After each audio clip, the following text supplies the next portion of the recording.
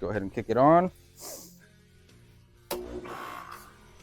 So what you do to check the capacitor is you get a multimeter.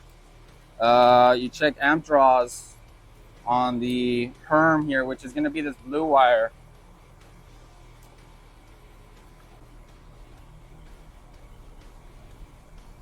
And we get 3.3.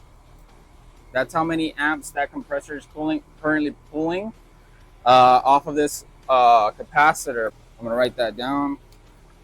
So 3.3 times 2652.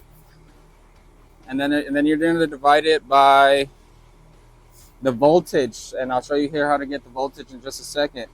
That 2652 is your capacitor's resonating frequency, and it's measured in hertz.